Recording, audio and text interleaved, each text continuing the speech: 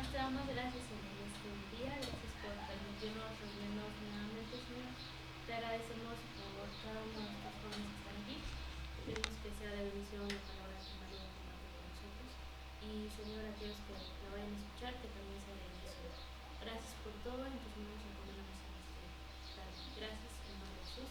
Amén. Muchas gracias, Rebe. Continuamos con nuestro estudio de Segunda de Corintios, capítulo 10. Le dijimos que esta parte tiene una separación de los primeros 9 capítulos en los cuales Pablo va a defender su ministerio. Recordemos que algunas personas sí se arrepintieron, pero había todavía algunos líderes recalcitrantes que no se habían arrepentido y que estaban arrastrando detrás de sí a algunos congregantes de allá de Corinto. Entonces Pablo les pone las cartas bien en claro y les dice que él se va a presentar como un guerrero, que les va a enfrentar. En caso de que ellos se arrepientan, pues bueno, no va a haber mayor problema. Pero si ellos persisten en ser falsos maestros, en arrastrar detrás de sí a algunos de la iglesia de Corinto, se iban a enfrentar a un Pablo que iba a funcionar como un guerrero, como un soldado brutal. No iba a tener misericordia de ellos porque estaban engañando a la congregación. Entonces, en los primeros versículos de este capítulo, estuvimos mencionando algunas características de un soldado de Dios. No, el soldado de Dios no es alguien que nada más se lanza al ataque y ya, sino tiene algunas características que ya vimos. La primera de ellas es que es compasivo. Pablo menciona en el versículo 1 del capítulo 10: ahora yo, Pablo, les ruego con la ternura y bondad de Cristo, aunque me doy cuenta de que piensan que soy tímido en persona y valiente solo cuando escribo desde lejos.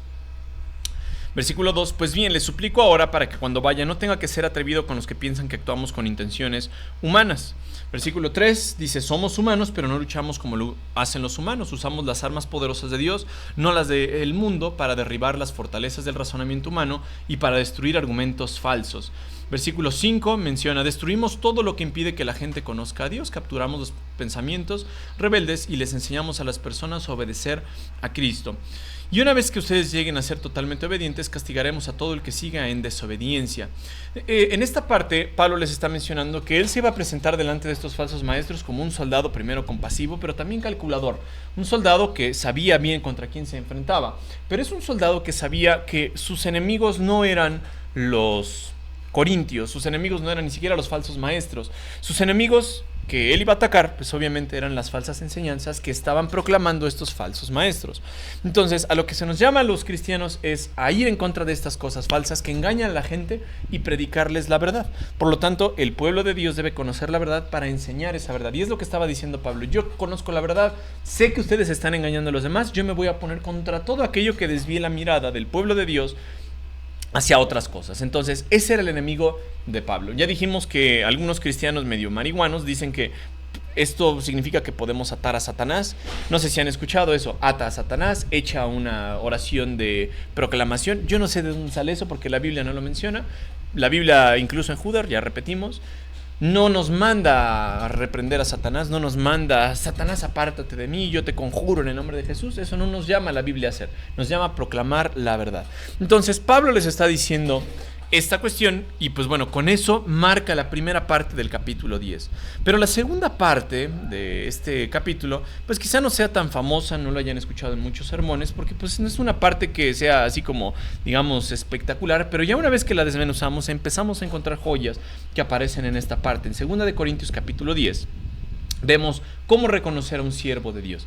Entonces Pablo en la primera parte él dijo: yo me voy a oponer a aquellos que están enseñando mentiras, pero para que ustedes se den cuenta de que yo soy un siervo de Dios, les voy a mostrar diversas cuestiones, diversas cualidades.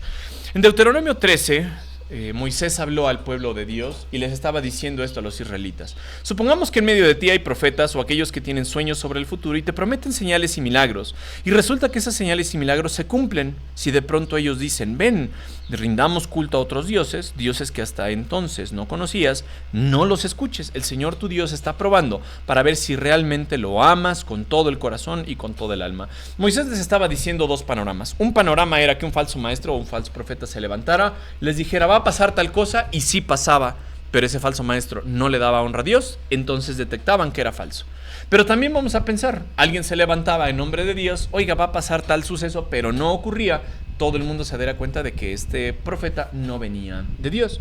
Entonces Moisés les dice que a veces Dios mandaba a estos falsos maestros para ponerlos a prueba y saber si ellos iban a escuchar o no las palabras que venían de Dios. No solamente ocurrió eso en los tiempos de Moisés. Por ejemplo, en Jeremías 5 vemos estas aseveraciones. Todos los profetas de Dios son pura palabrería. Es decir, hay gente que proclama ser de Dios, pero son puros habladores. En realidad no hablan de parte de Él. Que caigan sobre ellos mismos sus predicciones de desastre, decía Jeremías. Más adelante, en Jeremías 14, él dice: el Señor me contestó, mentira es lo que están profetizando en mi nombre estos profetas. Yo no los he enviado ni les he dado ninguna orden, ni siquiera les he hablado. Lo que están profetizando son visiones engañosas, adivinaciones vanas y delirios de su propia imaginación. ¿Cómo me gusta esa palabra? Que estás delirando, estás como marihuano, estás todo en un trance por cocaína o algo así. Estás como tonto de tu cabeza. No te mandó Dios, profeta, no estás hablando las palabras que Dios quiere que se hablen. Entonces Jeremías les dice: estos profetas yo no sé de dónde vienen, de dónde salieron,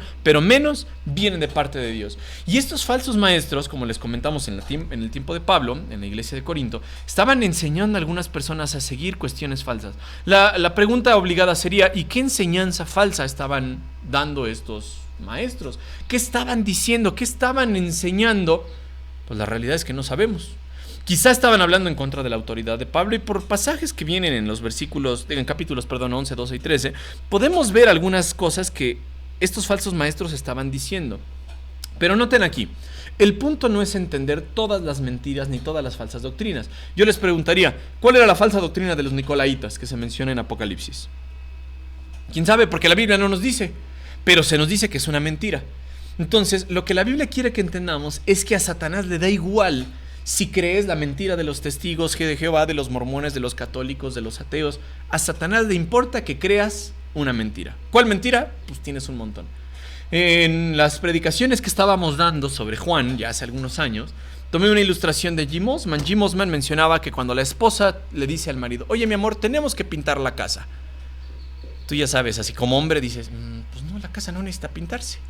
Pero adivina que si la esposa dice que hay que pintarse, ¿qué crees que va a pasar? No solamente se va a pintar, tú la vas a pintar. El hombre se va a fletar, el hombre va a tener que pintar la casa. Entonces ya cuando la mujer le dice: mi amor, hay que pintar la casa, el hombre: chintrolas, ahora ya me voy a fletar pintando la casa. Ni modo. Entonces ahí está el varón pintando la casa. Pero no conforme con eso, la esposa le dice: oye, pues ¿qué color quieres? Obviamente el hombre podría decir: pues yo quiero un azul como el Cruz Azul o como mi equipo favorito de fútbol.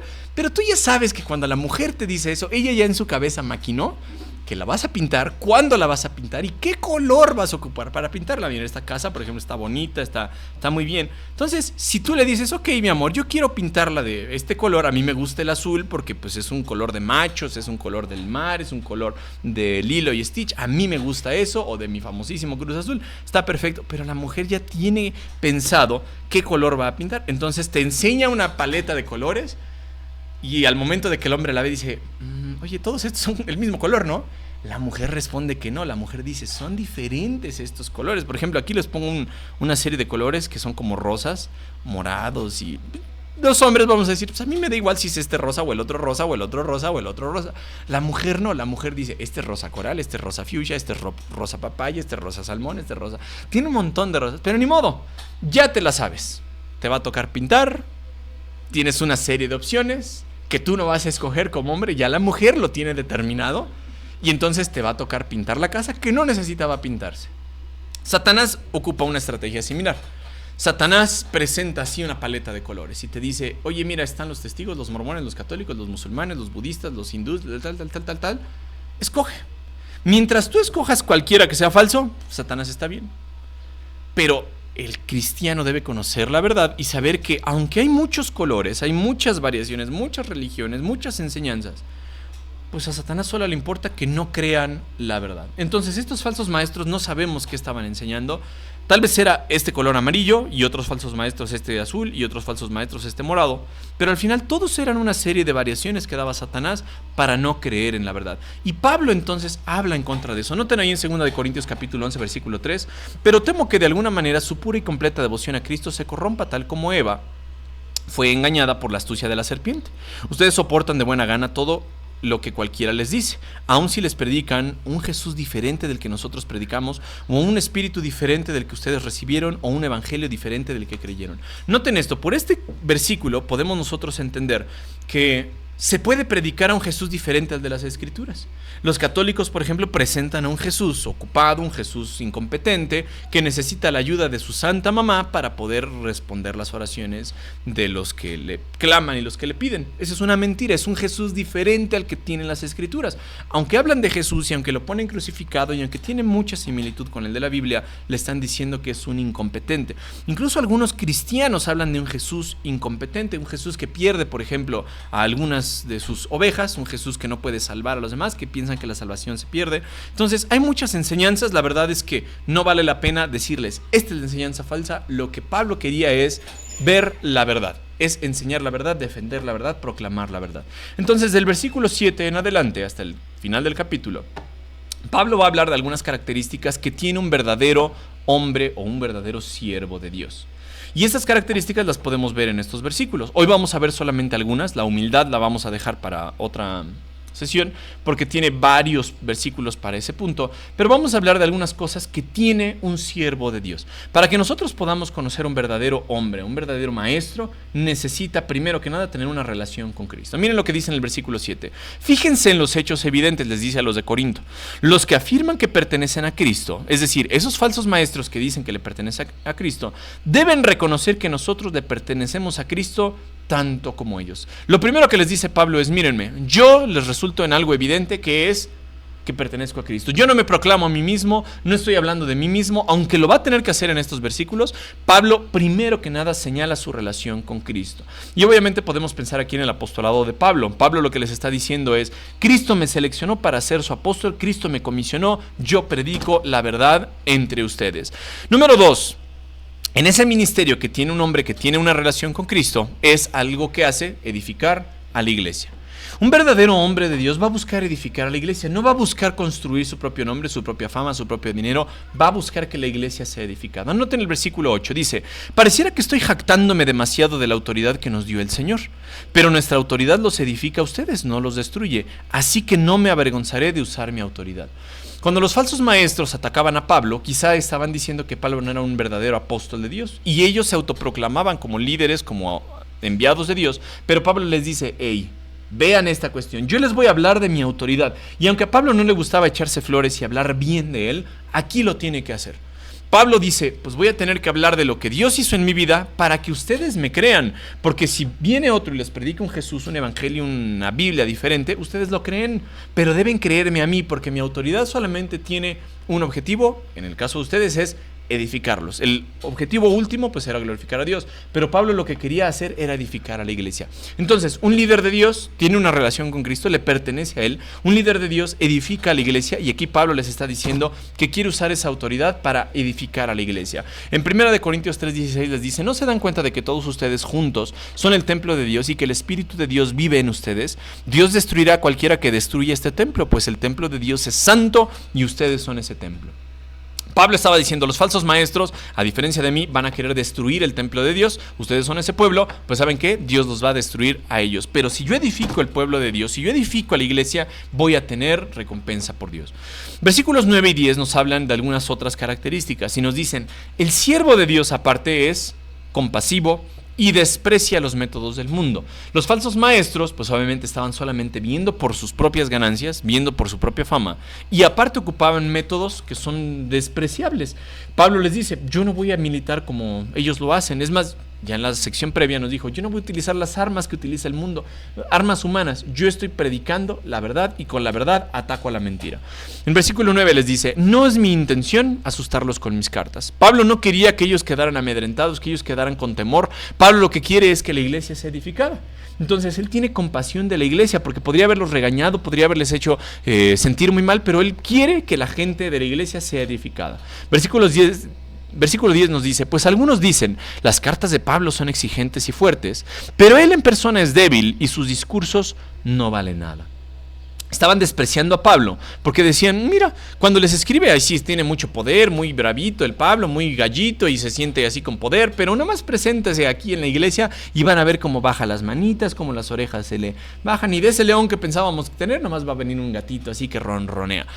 Pablo les dice, yo no soy fuerte ausente de ustedes, y cuando llegue con ustedes voy a ser débil. Porque ya en la sección previa, Pablo les dijo, yo me voy a presentar con ustedes como un soldado y voy a atacar a esos falsos maestros porque están enseñando mentiras y yo voy a atacar esa mentira. Entonces, Pablo les está diciendo, número 1, yo tengo una relación con Cristo. Número 2, busco la edificación de ustedes. Número 3, soy compasivo. Número 4, no voy a confiar en las cosas en las que los falsos maestros confían. ¿Por qué? Porque hay una característica que tenía Pablo que era integridad. ¿Qué significa integridad? Significa que es el mismo siempre, que no tiene duplicidad, que no da una cara con uno y da otra cara con otro, que está completo. Eso significa integridad.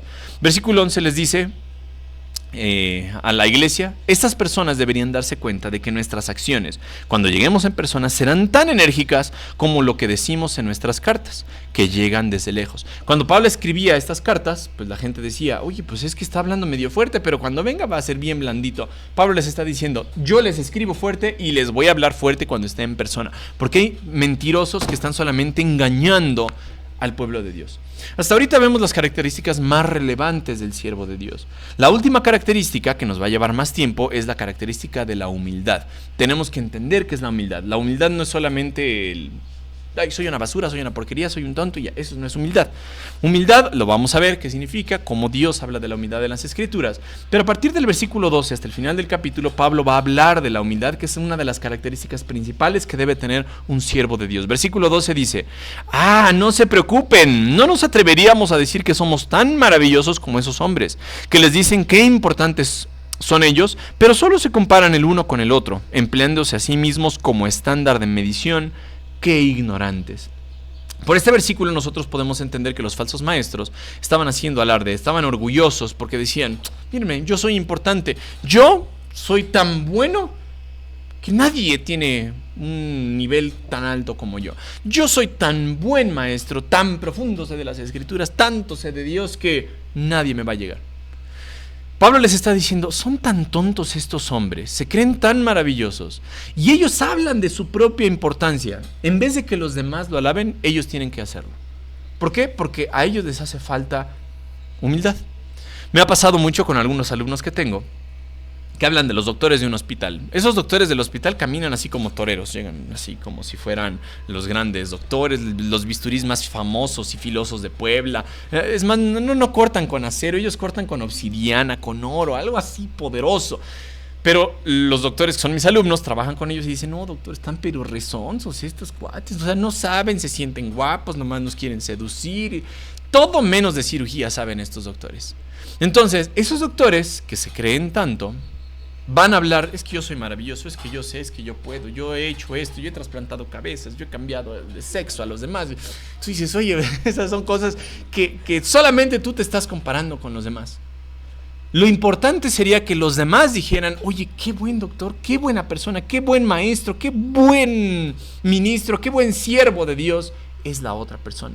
Entonces Pablo lo primero que les dice es, hay una característica que yo tengo, pero que va a aparecerles en su cabeza algo raro, porque pues yo voy a tener que hablar de mi autoridad, que va a hablar en los versículos más adelante. Pablo va a tener que decirles, oigan, véanme, Dios me ha seleccionado como su apóstol, yo solamente busco su edificación y aparte toda la gloria se la doy a Dios. Estos farsantes solamente están enseñando mentiras y para que ustedes los crean, ellos se enorgullecen y dicen, mírenme, yo soy tal por cual y soy el que sabe y el que hace y el que proclama. Y les dice Pablo, qué tontos son, qué necios. Tienen que hablar de ustedes mismos porque los demás no se dan cuenta de la grandeza que son. Y aquí les dice, qué ignorantes son. Ellos piensan que son la vara de medición, de comparación, el estándar o el canon, como lo mencionamos de las Escrituras. Ellos piensan que son la medida estándar. A ver quién me llega, a ver quién es tan poderoso como yo en palabra y en conocimiento. Pablo les está diciendo, cuando hablamos de un siervo de Dios, vemos diferentes características que les pongo acá. Una lista pues de varios versículos que vamos a hablar en la siguiente, pero lo que me interesa es recordar. Falsos maestros hay un montón.